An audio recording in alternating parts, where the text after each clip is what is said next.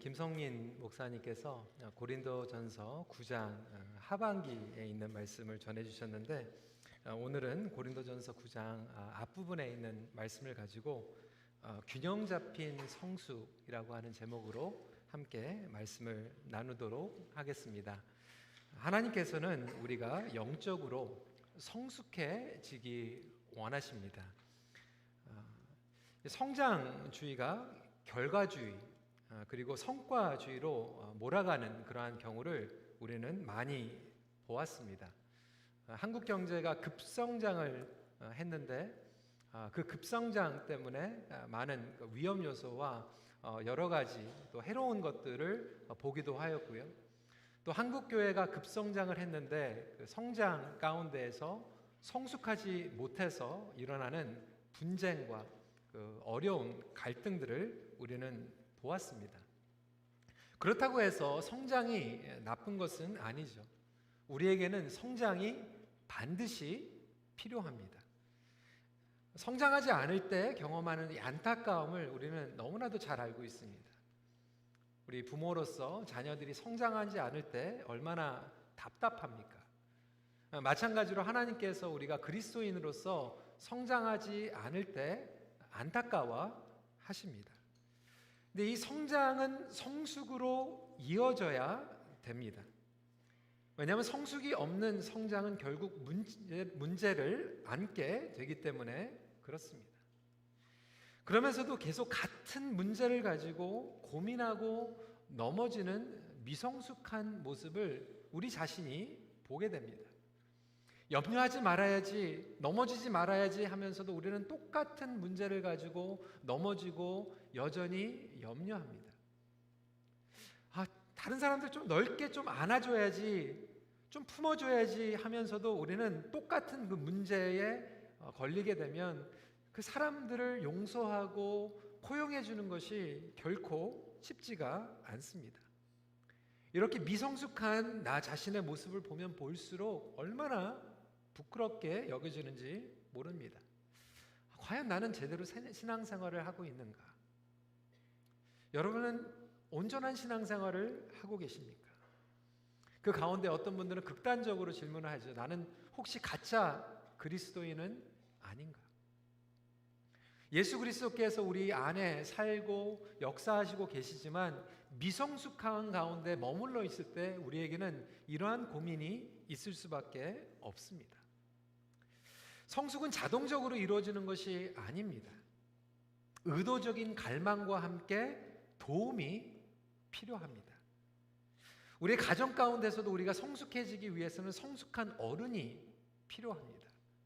마찬가지로 교회 공동체에서도 우리가 성숙하기 위해서는 성숙한 영적 지도자들과 멘토들이 필요합니다.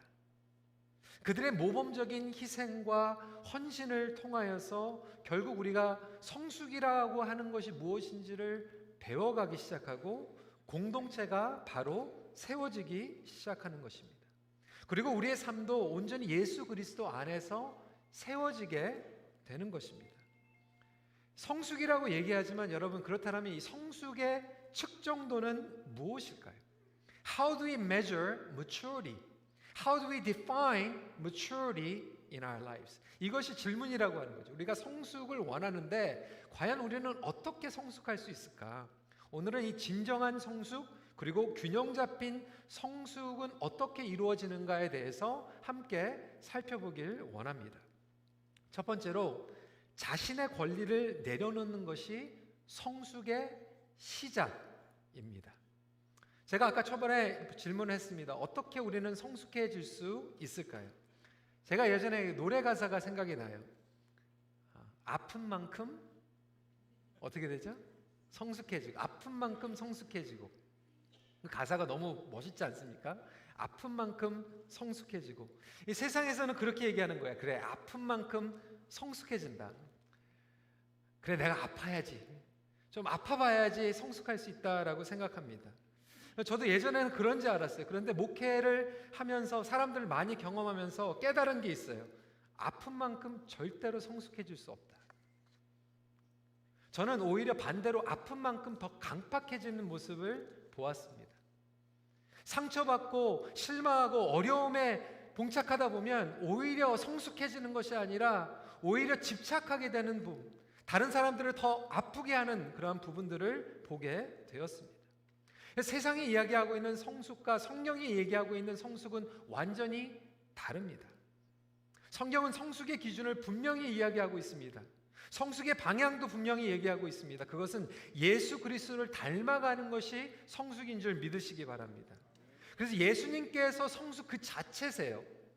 예수님께서는 하늘의 보좌 그리고 본인의 권리를 내려놓고 우리를 구원하시기 위해서 이 땅에 오셨습니다.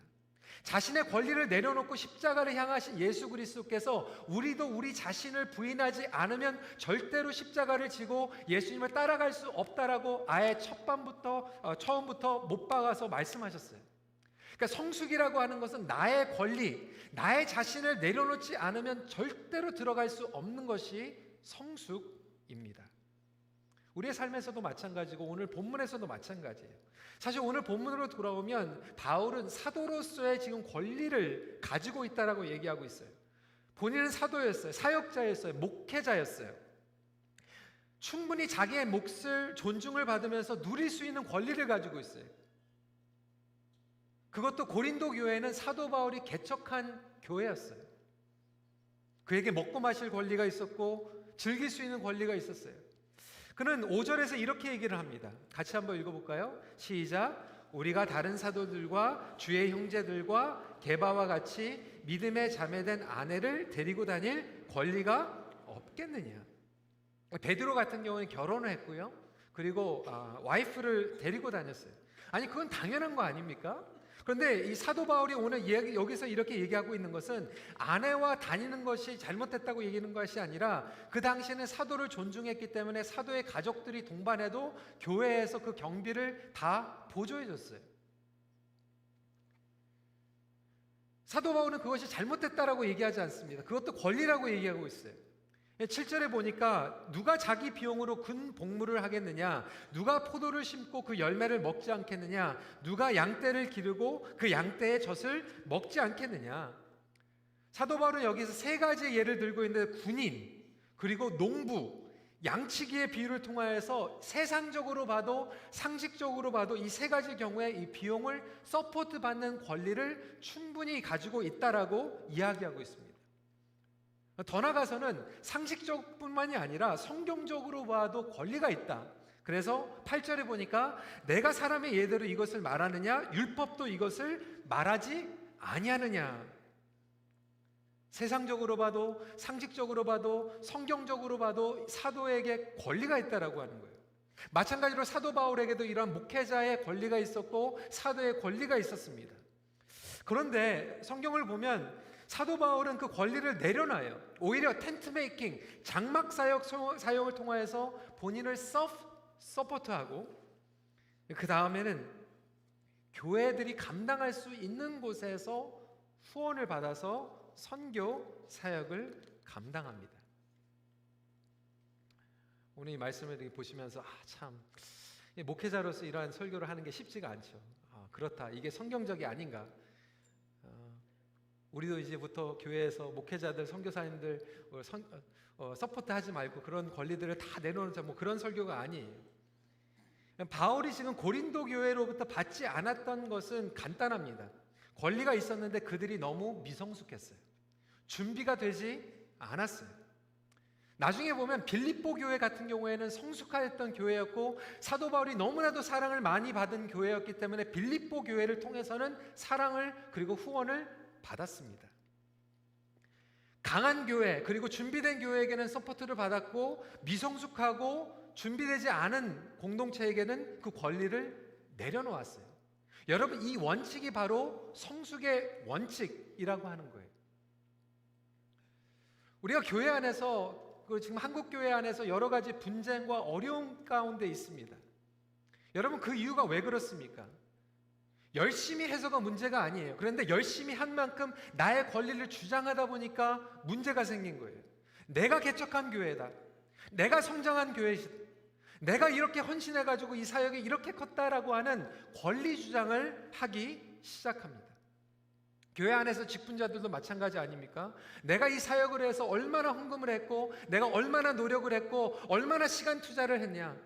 인정받지 못할 때, 그리고 내가 그 권리 주장을 받지 못할 때 우리는 힘들어하고 교회 공동체 가운데에서 화목함이 깨어집니다. 내가 얼마나 헌신했는가. 이민교회에서도 마찬가지잖아요. 어려운 시간 가운데에서 장사하고 비즈니스하고 아이 키우면서 교회 와가지고 열심히 헌신을 합니다. 이번에 한국에 가가지고 제가 신선한 충격을 받았어요. 왜냐하면 저는 한국 교회를 그렇게 잘 모릅니다. 주일학교만 다녔다가 이제 중고등부 때부터 이민교회에서 신앙생활을 다시 했기 때문에 이민교회가 오히려 저는 더 익숙합니다. 이번에 한국교회 가가지고 특별히 이제 염천교회라고 하는 교회에서 말씀 사역을 했는데 1부, 2부, 3부 하면서 여러 성도들을 만났어요. 교회는 70년 이상이 넘는 역사를 가지고 있는 교회. 어느 장로님과 대화를 하는데 장로님 이 교회에서 언제부터 교회를 다니셨어요? 그러니까 이 교회에서 태어났다는 거예요. 아버지도 장로님으로 섬기셨고 할아버지도 장로님으로 섬기셨다고 하는 거예요. 본인은 이 교회 말고는 다른 교회에서 한 번도 주일 예배를 들어본 적이 없대요. 아무리 수많은 돈을 줘도 자기는 다른 교회에 갈 생각이 없다는 거예요. 너무나도 뿌리가 깊은 그런 가운데서도 정말 겸손하게 이렇게 섬기는 그 모습을 보게 되었습니다. 여러분, 교회 안에서요, 우리가 나의 주장을 하다 보니까 교회의 할머니가 깨지는 부분들이 얼마나 많지 않습니까? 심지어는 목회를 하면서도 목자로 섬기면서 위원장을 섬기면서도 우리는 나의 권리를 챙길 때가 얼마나 많은지 몰라요. 여러분, 교회뿐만이 아니에요. 가정에서 똑같이 적용이 됩니다. 우리 시어머니와 며느리와의 갈등이 왜 생깁니까? 내가 이 아들을 어떻게 키웠는데, 내가 먹고 싶은 거, 입고 싶은 거 다 참으면서 이 아들을 키웠는데 이 며느리가 와가지고 다 차지하는 것 같으니까 그때 너무 아까운 거예요. 본전 생각이 나는 거예요. 권리 주장을 그때 하기 시작합니다. 내가 얘를 키웠는데, 내가 얘를 위해서 학원 보내고 뒷바라지 다 했는데, 집까지 팔아가지고 다 바쳤는데 이 권리 주장을 하기 시작하는 거예요. 여러분, 우리 부모님들을 존중해야 됩니다. 근데 부모님들도요, 정말로 성숙한 부모님들은 알아요. 받을 만한 자식이 있고 받지 말아야 될 자식이 있고, 준비가 된 자식이 있고 준비가 안 된 자식이 있어요. 그거를 분별할 수 있는 자체가 성숙이에요. 여러분, 티네이저를 가진 부모님들도 똑같지 않습니까? 우리가 좀 이제 티네이저를 가진 부모님들이 되면 좀 mature 해가지고 성숙해가지고 걔네들을 좀 방황하고 조금 삐뚤어 나가고 해도 우리가 좀 너그럽게 받아주고 품어주고 기도해 주는데, 왜 집에서 이 전쟁 사태로 돌입이 되냐면 우리 부모님들이 사춘기 아이들과 레벨이 똑같아서 그래요. 똑같으니까 싸우는 거예요. 그러니까 부모로서 우리가 성숙의 자리로 나가야 되는데 성숙하지 않으니까 우리 아이들이 보니까 만만한 거예요. 영적으로 봐도 정서적으로 봐도 부모랑 나랑 레벨이 비슷한 거예요. 그러니까 자기네들 I fought with my parents 그러는 거예요. 나 엄마랑 싸웠다고. 여러분, 정말로 성숙하면요, 아이들이 엄마랑 싸웠다는 얘기를 못해요. 어떻게 엄마하고 싸워요? 어떻게 아버지하고 싸워요? 부부의 관계도 마찬가지예요. 맨날 똑같은 거 가지고 계속해서 싸우는 게 이유가 뭐냐면 나의 자신의 권리 주장을 내려놓지 못하니까 성숙의 자리로 나가지 못하는 거예요. 그러니까 신앙생활을 해도 10년, 20년, 30년, 어떤 분들은 50년, 60년 했는데도 성숙의 자리로 나가지 못하는 이유가 한 번도 나의 자신을 내려본 적이 없고 나의 권리 주장을 내려놓을 생각이 없는 거예요. 그러다 보니까 여전히 수십 년이 됐는데도 우리는 미성숙한 잔치에서 제자리 걸음만 하고 있습니다. 예수님께서는 성숙의 기준을 보여주셨어요. 자신을 내려놓을 때만 성숙에 들어가게 됩니다. 결혼 생활 수십 년 하신 가운데서도 아직도 결혼 생활이 성숙지 못하고 부모를 지금 결혼까지 보냈는데도 아직도 성숙하지 못해가지고 그 정말 딸 같은 며느리 용서해주지 못하고 정말로 그 아들 같은 사위 아니면 그 집안 가운데서 그런 고부 갈등과 여러 가지 갈등 가운데서 그거 하나 극복하지 못하는 삶 가운데 성숙하지 못한다라면 하나님께서 주시는 것은 간단해요. 상대방이 변하는 것이 아니라 내 자신이 나의 권리 주장을 내려놓을 때 성숙의 시작이 일어날 줄 믿으시기 바랍니다. 두 번째로 자유와 절제 사이의 균형을 잡는 것이 성숙입니다. 성숙한 그리스도인들은 한쪽으로 치우치지 않아요. 균형을 잡습니다. 극단적으로 치우치지 않아요. 다른 관점을 동의하지 않아도 볼 수 있고 들어줄 수 있는 것이 성숙이에요. 우리 한국인 정서에는 참 이게 쉽지가 않아요. 이번에도 한국에 나갔더니 너무나도 극단적으로 치우쳐 있는, 들으려고 하지를 않는 거예요. 제가 영어권 목회를 수십 년 동안 하면서 우리 미팅을 하게 되면 영어권의 미팅의 특징은 이거예요. 두 분이 다른 의견을 가지고 있어요. 그럼 A라고 하는 분이 저한테 이제 이러한 주장을 하는 거죠. 그러면 제가 그걸 듣고 I understand where are you coming from. 무슨 말 하는지 알 것 같다고. 근데 저쪽에 가가지고 또 반대 방향을 얘기하면 반대 방향을 들으면서도 저는 똑같이 얘기해요. I understand where you are coming from. 무슨 말을 하는지 알겠다고. 이해는 하지만 동의 안 해도 돼요. 근데 제가 한국어 목회를 하면서 이게 힘든 게 뭐냐면 이분이 얘기하셔가지고 얘기하시니까 제가 I understand where you are coming from 그러면 나중에 얘기해요. 노 목사님 허락했다.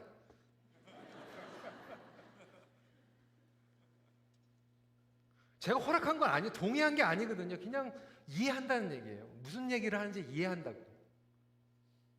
그런데 우리는 이해한다는 거하고 동의한다라고 하는 것을 자꾸 컨퓨징합니다. 여러분 그것이 사실 미성숙한 거죠. 그러다 보니까 이 자유에 대해서도 굉장히 미성숙한 의미를 가지고 있어요. 자유의 의미를 모르는 사람에게 자유를 주어주면 자유가 방종이 일어나게 됩니다. 교육부 아이들 가운데서 체육관에서도 막 싸우는 애들이 있어요. 막 때리고 막 공 뺏고 그래가지고 그렇게 하면 안 된다 그러면 애들이 뭐라 그러는지 알아요? It's free country. I get to do whatever I want.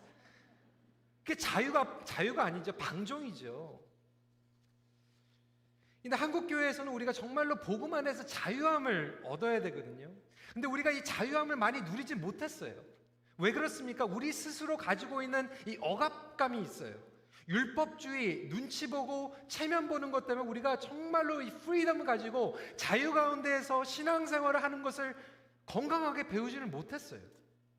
맨날 눈치 보고 꼼짝하지 못하고 다른 사람들이 판단하면 어떻게 하나 막 이렇게 조마조마하면서 신앙생활을 했습니다. 이러다 보니까 우리 안에 막 건강하게 표출하는 것을 배우지 못했어요.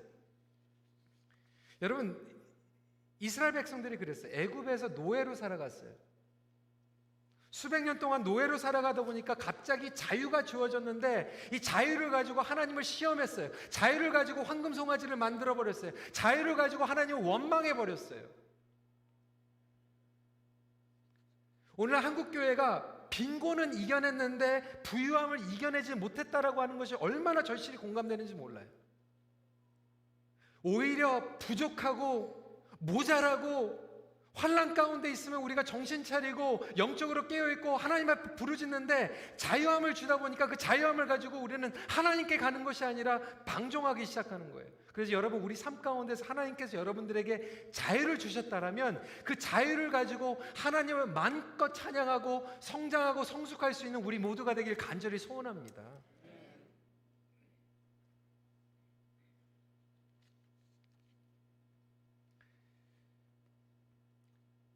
여러분 사도 바울은요 그 자유를 누렸어요. 이방인들과 함께 어울렸어요. 복음을 전했어요. 그렇지만 그 한쪽에는 또 절제를 가지고 있었죠. 19절 말씀 같이 읽도록 하겠습니다. 시작. 내가 모든 사람에게나 자유로우나 스스로 모든 사람에게 종이 된 것은 더 많은 사람을 얻고자 함이라. 복음을 위해서 자유를 가지고 있었는데 또 절제를 했어요. 여러분 이 절제와 멈춤은 우리에게 절대로 필요합니다. 특별히 우리 문화는 빨리빨리, 더 크게, 더 많이 이런 문화를 가지고 있어요. 인터넷 속도 조금만 느리면 얼마나 답답해합니까? 한국에서 갓 이민 오신 분들 전철에서 지하철에서 인터넷 와이파이 안 터지니까 얼마나 답답합니까? 한국에 가니까요, 이번에 제가 주로 한 게 지하철을 타면서 사람들을 관찰했어요. 지하철을 타면서 사람들을 관찰하니까 90% 이상은 여러분 뭐 하고 있게요? 어떻게 이렇게 답을 잘 맞? 셀폰 보고 있어, 휴대폰. 어떤 분은 보니까 휴대폰 보면서 고스톱 치고 있고, 어떤 분은 휴대폰 보면서 영상 보고 있고, 제 옆에 지하철을 타고 있는데 제 옆에 있는 청년은요 10분 이상 게임을 계속 하고 있는 거예요. 멈추지 않고. 갑자기 이제 전화가 온 거죠. 전화가 딱 오니까 고객님 안녕하세요 이렇게 바뀌는 거예요. 그러더니 이제 제가 옆에서 듣는데 이렇게 얘기하는 거예요. 아, 죄송합니다. 제가 너무나도 시간이 없어가지고 전화를 못 드렸습니다. 죄송합니다. 제가 확인하고 바로 전화 드릴게요. 전화 끊고 나서 또 막 게임하는 거예요. 아, 어떻게 그렇게 위선적일까? 아니, 정신이 없이 막 이렇게 가는 거예요. 계속해서 막 셀폰 보면서 이러고 다니고 어디론가 향하고 있는데 멈출 줄을 못하는 거예요. 우리 인생에서도 마찬가지 아닙니까? 여기서도 막 사우폰에 중독되신 분들, 절제를 할 수가 없는 거예요. 단편적인 예이지만 여러분, 사도 바울은 죄로부터의 절제, 결국 이것은 하나님의 은혜에서 온다라고 이야기를 하고 있어요. 정말 우리에게는 멈춤이 필요해요. 좀 끌 수 있는 멈춤이 필요하고요, 스탑할 수 있는 멈춤이 필요한데 우리 스스로 안에서는 절대로 이런 능력이 없다라고 하는 거예요. 전적인 하나님의 은혜와 성령님의 능력 가운데에서 우리에게 절제와 멈춤을 주실 줄 믿으시기 바랍니다. 이것이 회개예요.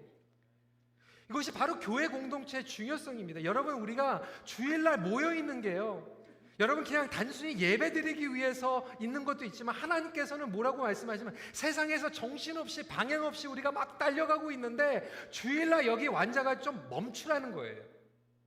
Pause.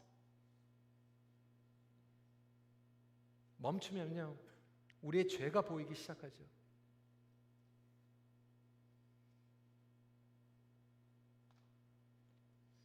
오늘 성찬식을 하면서도 습관적으로 참여하는 것이 아니라 멈추는 거예요. 왜? 이 성찬식에 참여하기 위해서 기도하다 보면 나의 숨겨져 있는 반복적인 더러운 죄가 보이기 시작하는 거예요. 누구를 끊임없이 증오하고 용서하지 못하는, 미워하고 저주하기 원하는 그 마음이 이 성찬식을 보는 순간에 우리에게 멈추라고 얘기하는 거예요.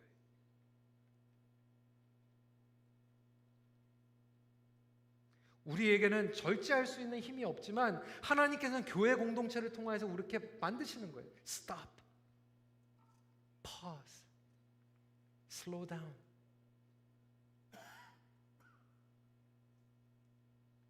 그래서 여러분, 이 자유와 절제가요 우리에게 균형을 맞춰줄 때 이것이 우리를 성숙의 자리로 이끌어 준다라고 하는 거예요.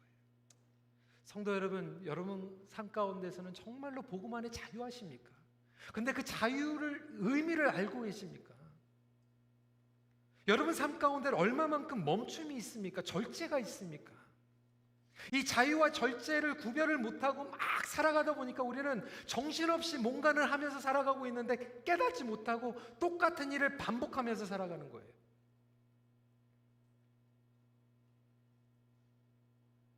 많은 사람들이 다시 시작하면 돼, 할 수 있어. 여러분, 무조건 시작하는 게 좋은 게 아니에요. 제대로 시작해야 돼요. 어떻게 시작하는가? 그것은요 멈춰야지만 가능합니다. 절제해야만 가능합니다. 25절에 이기기를 다투는 자마다 모든 일에 절제하나니 그들은 썩을 승리자의 관을 얻고자 하되 우리는 썩지 아니할 것을 얻고자 하노라. 여러분, 그런데요 이 자유와 절제 가운데 균형을 맞추는 게 쉽습니까? 어려워요. 저도 못해요. 이 균형을 잡는 게 얼마나 힘든지 몰라요.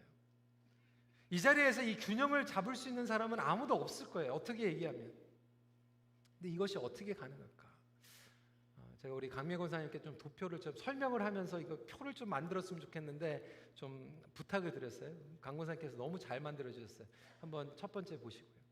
이 자유와 이 절제 계속해서 왔다 갔다 하는 거죠. 줄다리기 하는 거예요. 이것이 바로 저와 여러분들의 텐션이에요. 씨름하고 있는 거예요. 근데 이것을 어떻게 균형을 맞출 수 있을까? 그 다음 슬라이드를 보여주시기 바랍니다. 사도 바울은 그 다음에 이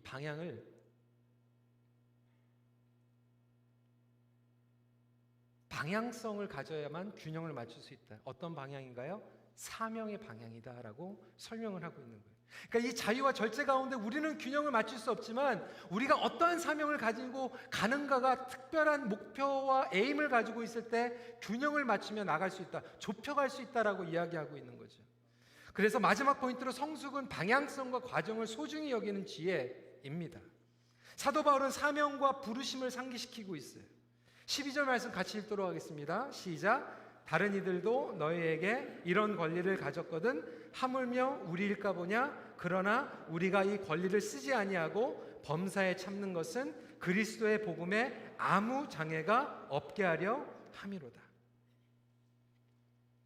여러분, 세상적인 성숙은 어떤 성숙입니까? 잘 모르겠어요. 누가 성숙한 사람이에요? 그런데 그리스도인들의 성숙은 분명하게 얘기하고 있습니다. 예수 그리스도를 향하여 나아가는 사람, 예수 그리스도를 닮아가는 사람이 성숙한 것이다. 그러면 이 방향성이라고 하는 것은 복음이고 예수 그리스도고 예수 그리스도와 동행하는 사명인 줄 믿으시기 바랍니다. 22절에 보니까 약한 자들에게 내가 약한 자와 같이 된 것은 약한 자들을 얻고자 하며 내가 여러 사람에게 여러 모습이 된 것은 아무쪼록 몇 사람이라도 구원하고자 함이니, 여기서 얘기한 것은 사도 바울이요, 자유해야 될 사람들에겐 자유했고 절제해야 될 사람들에겐 절제했어요. 그 비결은 무엇입니까? 사도 바울이 잘나서가 아니에요. 완벽한 사람이 아니에요. 사명의 기준으로 맞춰가다 보니까 자유한 사람들에겐 자유할 수 있었고 율법과 절제해야 될 사람들에겐 절제할 수 있었던 거예요. 우리 부모님들 딜레마잖아요. 이 아이를 풀어놓을까 잡아야 될까? 여러분 어떻게 해야 돼요? 어떻게 알아요? 저도 모르겠어요. 근데 결론은 보니까 오늘 말씀해 보니까 사명이에요. 우리 아이들이 나중에 어떠한 사명을 가진 사람이 되면 좋겠는가? 그것 때문에 때로는 풀어주기도 하고 때로는 잡기도 하고. 여러분, 이 방향성이라고 하는 것은 결국 과정이잖아요. 그래서 사도 바울은 과정에 대해서 또한 이야기하고 있습니다. 10절에 보니까 밭 가는 자는 소망을 가지고 갈며 곡식 떠는 자는 함께 얻을 소망을 가지고 떠는 것이라. 이 과정에 대해서 얘기하고 있어요. 여러분, 성숙은요 과정이 절대적으로 필요합니다. 과정이 없는 성숙은 없어요. 어느 책에 보니까요 예수님은 그 과정을 절대로 뛰어넘지 않았습니다. 여러분 잘 들으세요. 창세기에 보니까요 첫 번째 아담은요 태어났는데 어른이었어요. 그래서 아담은요 성장하는 과정을 몰랐어요. 눈이 뜨는 순간 어른이 됐고 눈이 뜨는 순간 어른이 된 여자를 만나서 결혼했어요. 이 하와도 마찬가지예요. 그래서 그 책에 보니까 아담과 하와는 이 가인과 아벨을 어떻게 키워야 되는지 몰랐다는 거예요. 하나님은 첫 번째 아담을 통하여서 그들이 실패하는 것을 경험하셨죠. 조숙한 성장과 이 급속한 성장, 과정이 없는 성장을 경험하셨어요. 그런 까닭에 예수님을 이 땅에 보내실 때는 어른으로 안 보내셨어요. 가난하기로 보내셨고 성장하는 법을 가르치셨고 성숙하는 모습을 보여주셨어요. 과정을 거치게 하셨다라고 하는 거예요. 어린 시절을 경험하게 하셨어요. 이것이 바로 균형 잡힌 성숙으로 나가는 과정입니다. 여러분, 제가 이 부분을 여러분들에게 이야기하는 이유가 있어요. 여러분들에게 분명히 하나님께서 지금 건너뛰지 않고 반드시 거쳐야 할 과정을 지금 보내게 하시는 부분들이 있어요. 그 부분이 지금 아픈 부분일 수도 있고 견뎌야 되는 부분이 있고 반드시 여러분들이 실패하면 실패할수록 다시 돌아가서 다시 건너가야 될 다리일 수 있어요. 하나님께서는 그 과정을 절대로 안 옮기실 거예요. 왜? 여러분들을 너무나도 사랑하시고 여러분들이 그 과정을 통하여서 성숙하길 원하시기 때문에 그렇습니다.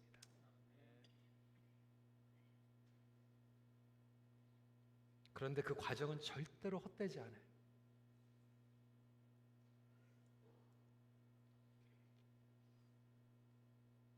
왜? 성숙은 결국 우리가 성화되는 과정이기 때문에 그렇습니다.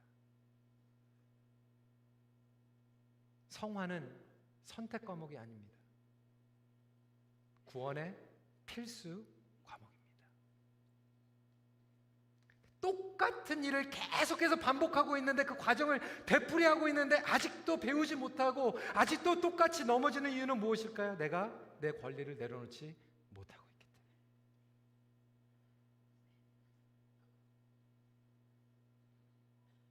여러분, 부모님들이요, 자식들 놓고 막 권리 주장하는 것도 웃기지만 자식들이 부모님 앞에서 권리 주장하는 건 더 웃겨요. 한 번도 신부를 안 하다가 딱 한 번 해놓고 내가 이렇게 했는데 돈 달라고. 내가 오늘 어머니가 밥상 차렸는데 내가 숟가락 가지고 왔으니까 나 너무 잘했지, 용돈 달라고. 뭐 이러면 얼마나 웃깁니까? 가끔 가다 우리 신앙생활 하다가 하나님 앞에 쭉 숟가락 하나 얹혀놓고 하나님 앞에 권리 주장하는 우리의 자신의 모습을 볼 때가 얼마나 많은지 몰라요.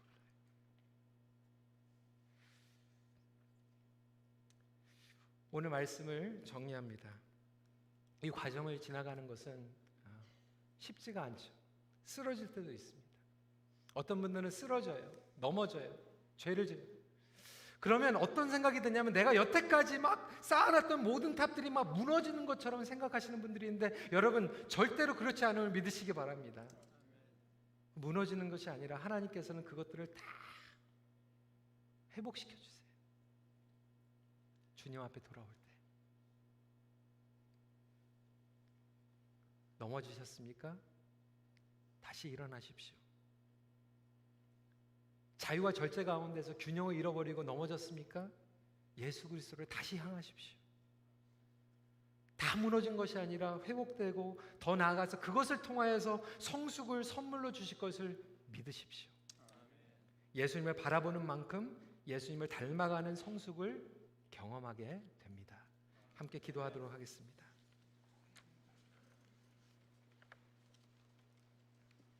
성도 여러분, 오늘 말씀을 붙잡고 함께 기도하는 시간 먼저 갖도록 하겠습니다.